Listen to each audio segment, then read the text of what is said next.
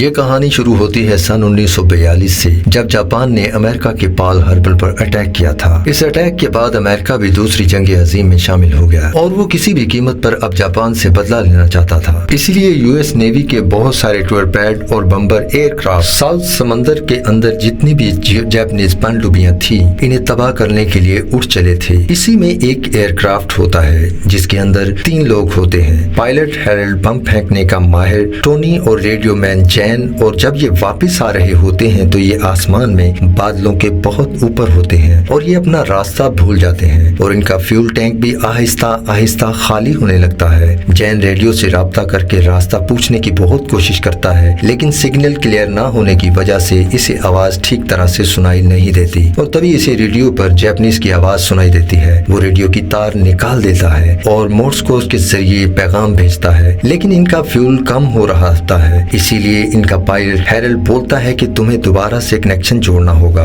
और वो दोबारा से कोशिश करता है, लेकिन इनका राब्ता फिर भी नहीं हो पाता। अब हैरल्ड के पास इस बहुत बड़े समंदर के ऊपर लैंडिंग करने के अलावा और कोई रास्ता न था और वो अपने साथियों से बोलता है कि तुम सारा जरूरी सामान निकाल लो, हमें अब यहीं पर लैंडिंग करनी होगी क्योंकि पेट्रोल खत्म होने वाला है। और वो इस बड़े समंदर में लैंडिंग करते हैं। लैंडिंग करने के बाद हैरल्ड की तो बेल्ट खुल जाती है, लेकिन टोनी और जेन की बेल्ट नहीं खुलती और अब वो एयरक्राफ्ट के साथ नीचे डूबना शुरू हो जाते हैं। लेकिन इससे पहले कि ये दोनों एयरक्राफ्ट के साथ डूबते, इनकी बेल्ट खुल जाती है और ये दोनों भी ऊपर आ जाते हैं जहां पर हैरल्ड है। इनके पास एयरबोट होती है और ये तीनों इस एयरबोट पर बैठ जाते हैं, लेकिन इनके पास न खाने के लिए खाना है, न पीने के लिए पानी है। हालांकि इनके एयरक्राफ्ट में सब कुछ था, लेकिन ये इसमें फंस गए थे, इसलिए इसमें से कुछ निकाल नहीं पाए और इस बड़े समंदर में जिसका इन्हें कोई भी किनारा दिखाई नहीं देता, ये तीनों फंस चुके हैं। लेकिन इन्हें पूरा यकीन है कि जल्द यहाँ पर यूएस नेवी आएगी और इन तीनों को यहाँ से बचाकर ले जाएगी और ऐसा ही होता है। इन्हें आसमान में एक यूएस नेवी का एयरक्राफ्ट दिखता है। चीफ कहता है कि पानी में पैराशूट खोल दो ताकि ऊपर से वो इस पैराशूट को देख सकें, क्योंकि इनके पास जो एयरबोट है वो बहुत छोटी है और इतनी ऊपर से इनकी एयरबोट को नहीं देखा जा सकता। पर इनके पास पैराशूट नहीं होता, वो तो समंदर में एयरक्राफ्ट के साथ डूब चुका होता है और ना ही इनके पास फ्लेयर गन होती है जिसे चलाकर ये इशारा दे सकें कि यहाँ पर हम हैं। ये तीनों अपनी लाइफ जैकेट निकालते हैं और इसे हिलाना शुरू कर देते हैं और साथ ही चिल्लाते भी हैं, लेकिन वो एयरक्राफ्ट इतनी दूर होता है कि वो उन्हें देख नहीं पाता और वो वापस चला जाता है। हैरल्ड जो कि पायलट होता है वो कहता है ये यहाँ पर हमें ढूंढने के लिए आए थे और ये हमारे पास आखिरी मौका था। टोनी कहता है कि वो हमें यहाँ इस बड़े समंदर में ऐसे नहीं छोड़ सकते। वो कहता है एक ही जगह वो बार बार ढूंढने के लिए नहीं आएंगे, यानी कि अब इन्हें खुद ही यहाँ से किसी भी तरह से निकलना होगा। लेकिन कहीं न कहीं हैरल्ड जो इनमें सबसे ज्यादा सीनियर है, वो जानता है कि यहाँ से सब फंस चुके हैं। वो सबको कहता है कि अपने जूते उतार दो क्योंकि ये सफर बहुत लंबा होने वाला है और ये तीनों अपने जूते निकाल लेते हैं। लेकिन इनकी जो एयरबोट है वो बहुत छोटी है, इसलिए इसमें कोई सामान रखने की जगह नहीं है। हैरल्ड कहता है कि हमें अपने जूते फेंकने होंगे और इसके बाद टोनी और जैन अपने जूते समंदर में फेंक देते हैं। लेकिन हैरल्ड अपने जूते नहीं फेंकता। ये देखकर वो दोनों हैरान हो जाते हैं। जैन कहता है कि आपने अपने जूते नहीं फेंके। वो कहता है कि अगर हमें जमीन मिल गई तो हम में से एक को पैदल चलना होगा, इसलिए हमें एक पैर बचाना है। और इस तरह इनका पहला दिन इस समंदर में बिना खाए बिना पिए गुजर जाता है। और सबसे बड़ी प्रॉब्लम ये होती है कि यहाँ इतनी जगह नहीं है कि ये तीनों एक साथ सो जाएं, इसीलिए ये एक एक करके सोते हैं। रात को इनका चीफ जिसका नाम हैरल्ड है वो कहता है कि किसी को पानी पीना है। टोनी और जेन इसे हैरानी से देखते हैं और इसके बाद हैरल्ड जूते के अंदर पेशाब करता है और वो इस पेशाब को पी जाता है क्योंकि वो जानता है कि पानी यहाँ मिलना आसान नहीं है। अगली सुबह हैरल्ड इन्हें बताता है कि हम समंदर में फंस चुके हैं और हम हवाई की तरफ जा रहे हैं जो यहाँ से लगभग 1900 मील दूर है और हमारे पीछे साउथ अमेरिका है जो यहाँ से 6000 मील दूर है। हैरल्ड एक पायलट है, इसीलिए उसे जगहों का और सिमत का अच्छा अंदाजा है। वो कहता है कि अगर हम इसी तरह से चलते रहे तो कुछ हफ्तों में पहुंच जाएंगे। ये सुनकर वो दोनों हैरान हो जाते हैं। टोनी कहता है कि अगर हम पहुंच भी गए तो इससे पहले हम भूख और प्यास से मर जाएंगे। जैन कहता है कि यहाँ पानी में बहुत सारी मछलियाँ हैं, हमें कुछ करना होगा।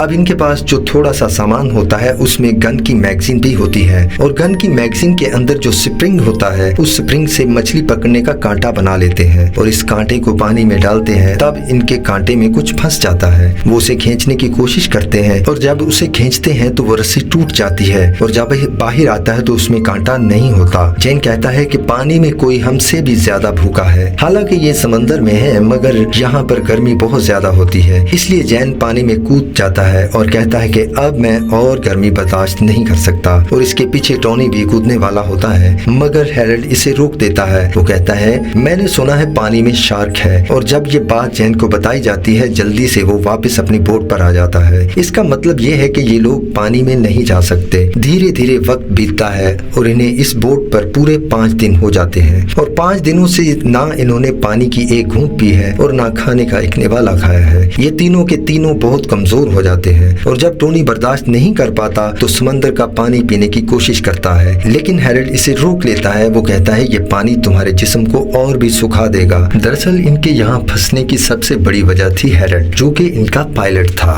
वो वेस्ट की तरफ जा रहा होता है। वो जैन से कंफर्मेशन मांगता है कि क्या हम सही जा रहे हैं। रेडियो मैन जैन को ये बताता है ईस्ट जाना है और इसी वजह से रास्ता खो देते हैं और पेट्रोल खत्म होने की वजह से अब इस समंदर में फंस चुके हैं। अचानक से हैरोल्ड को याद आता है कि इसकी शर्ट की जेब में एक पेंसिल है। वो ये सोचकर बहुत खुश होता है और पेंसिल निकालता है जिससे हम चार्ट बना सकते हैं, जिससे हम ये पता कर सकते हैं कि एग्जैक्टली हम हैं कहाँ पर। और उसके बाद वो अपनी बोट पर ही एक चार्ट बनाना शुरू करता है और चार्ट बनाने के बाद जब इसे अपनी सिमत का पता चलता है तो वो कहता है कि हमें अपनी बोट को हवा के साथ बहने से रोकना होगा। और वो लाइफ जैकेट से और इनके पास जो और सामान होता है इससे एक लंगर बनाते हैं जिससे इसकी बोट एक जगह रुक जाएगी। जब ये इसे निकालेंगे और तब ये इसी सिमत जाएंगे जिस तरफ की हवा चल रही होगी। ऐसा करने से ये उधर जा सकते हैं जिधर ये जाना चाहते हैं। ये लंगर बनाकर पानी में डाल देते हैं जिससे ये इनकी बोट रुक जाती है और इसके बाद ये दुआ करते हैं। और दुआ करने के बाद जैन कहता है कि हमने जिंदगी में सभी काम अच्छे नहीं किए मगर हमें आपकी मदद की जरूरत है। हैरोल्ड खुदा से मांगता है कि इस समंदर में जितनी भी बोट्स हैं इन सब की हिफाजत करना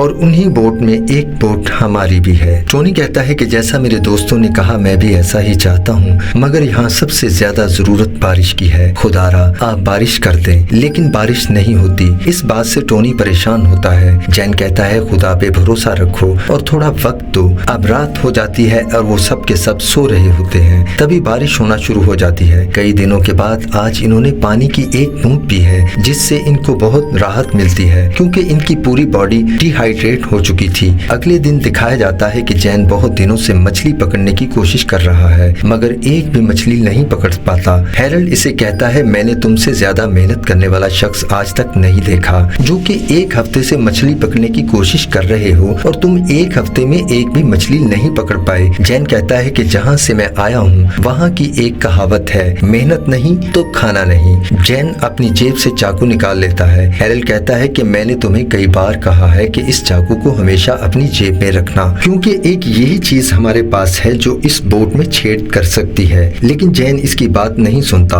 और वो पानी में मछली का इंतजार करना शुरू कर देता है और जैसे ही इसे पानी में मछली दिखती है वो उस पर वार कर देता है, लेकिन उसे लगता है कि इसने बोट पर चाकू मार दिया है। वो कहता है इससे गलती हो गई, मैंने बोट पर चाकू मार दिया। हैरोल्ड कहता है कि चाकू को निकालना मत क्योंकि अगर चाकू निकालोगे तो बोट में छेद हो जाएगा और पानी बोट के अंदर भर जाएगा। इसी तरह से ये अपनी बोट खो देंगे। लेकिन जैन कहता है कि इसने चाकू एक शार्क मछली के बच्चे को मारा है और वो इसे ऊपर बोट के ऊपर खींच लेता है। इसके बाद ये सब मिलकर इस शार्क के बच्चे को मार देते हैं और इसके पेट से कई सारी छोटी मछलियां भी निकलती हैं और इस तरह से 1 हफ्ते बाद ये खाने का एक निवाला खाते हैं जिससे न सिर्फ इन्हें खुशी होती है बल्कि इनकी बॉडी में एनर्जी भी आती है। यहाँ पर जो हैरोल्ड होता है वो कहता है कि मैं अब अपने घर जाऊंगा, मेरी बीवी मुझसे बहुत नाराज होगी। वो इन दोनों से भी पूछता है कि क्या तुम्हारी शादी हो गई है। दरअसल ये एक दूसरे को इतनी अच्छी तरह नहीं जानते। टोनी कहता है कि मेरी शादी नहीं हुई लेकिन मेरी एक गर्लफ्रेंड है। जैन कहता है कि ना मेरी शादी हुई है और ना ही कोई मेरी गर्लफ्रेंड है। टोनी कहता है तुम जब वापस जाओगे तो तुम मेरी बहन को डेट कर लेना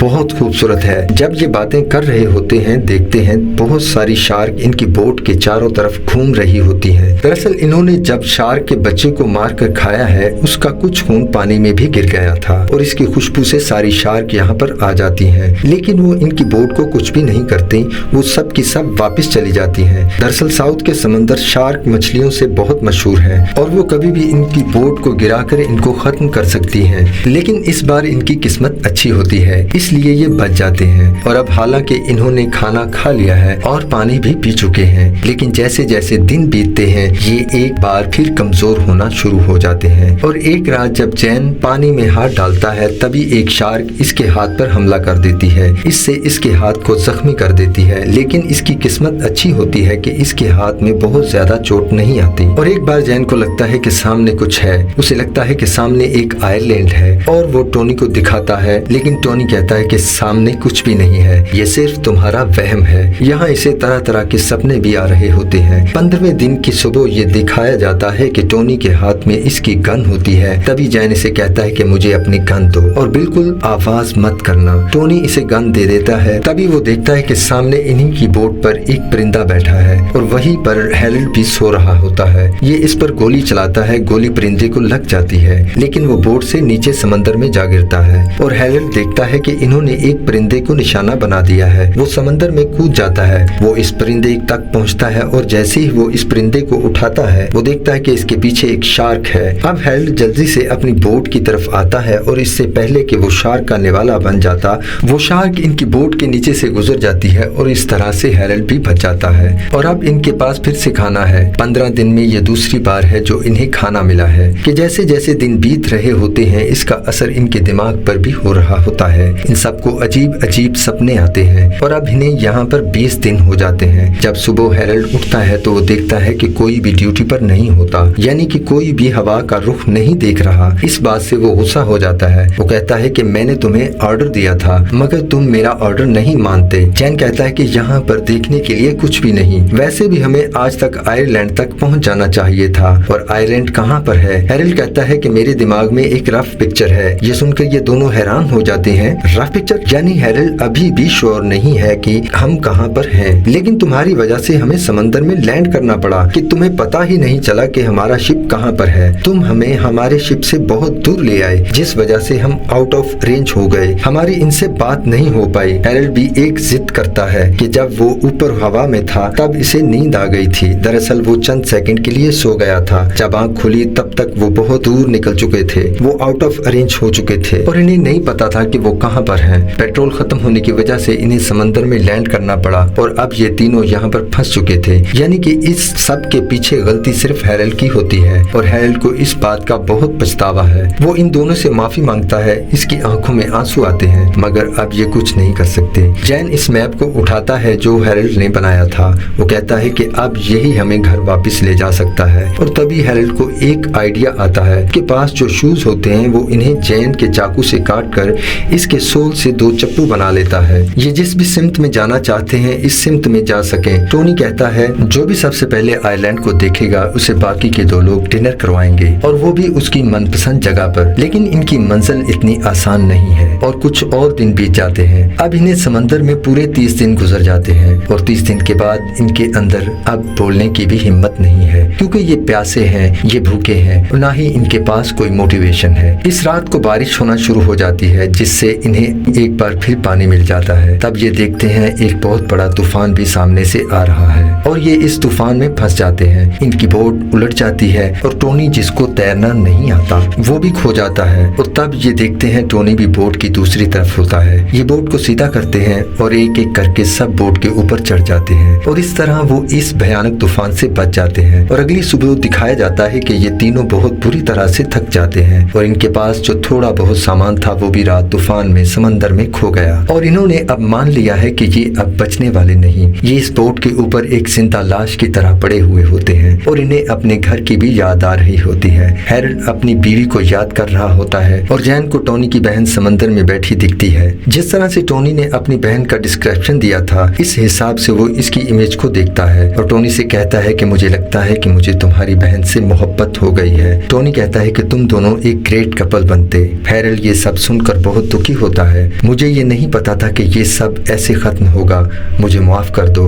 दरअसल हैरोल्ड अपने आप को इसके लिए गुनाहगार समझता है, लेकिन तभी टोनी बड़ी मुश्किल से बैठता है और कहता है कि हम सब बहुत दूर आ चुके हैं, अब इस तरह से हम हार नहीं मान सकते। और इसके बाद वो अपने हाथों से चप्पू चलाना शुरू कर देता है और इसे देखकर ये दोनों भी बैठ जाते हैं, वो भी चप्पू चलाने लगते हैं। लेकिन चाहे अपने आप को जितना भी समझा लें, इनके जिस्म में बिल्कुल भी एनर्जी नहीं होती। और 34 दिन के बाद जब ये पूरी तरह से बेहाल हो चुके हैं, लगता है कि वो मर जाएंगे, उनके अंदर बात करने की भी हिम्मत नहीं है। इस हालत में टोनी कहता है, मैंने एक सपना देखा है जिसमें मैंने बहुत हरा खेत देखा है। हैरोल्ड कहता है, ये सपना मैं 2 बार देख चुका हूँ। और इसके बाद हैरोल्ड समंदर का पानी उठाकर पीना शुरू कर देता है। दरअसल इसने मान लिया है कि वो अब नहीं बचेगा। और तभी इसके सामने लेटा हुआ जैन कहता है कि मुझे सामने कुछ हरा हरा दिख रहा है। और जब ये तीनों उठकर देखते हैं तो ये एक आइलैंड होता है, जिसे देखकर इन सब के अंदर एक खुशी, एक एनर्जी आ जाती है, क्योंकि 34 दिन बाद समंदर में गुजरने के बाद आज ये एक छोटे से आइलैंड के पास पहुंच गए थे। और ये अपने हाथों से जोर जोर से बोट को इस तरफ धकेलना शुरू कर देते हैं और कुछ ही पलों के बाद ये तीनों समंदर के किनारे पड़े होते हैं। 34 दिनों के बाद इन्होंने जमीन को छुआ है, जिससे इन्हें बहुत सुकून मिला है। यहीं बीच पर 2 झोंपड़े भी होते हैं। ये तीनों उस तरफ चल पड़ते हैं और इस तरह से इस मुश्किल सफर को खत्म करके ये तीनों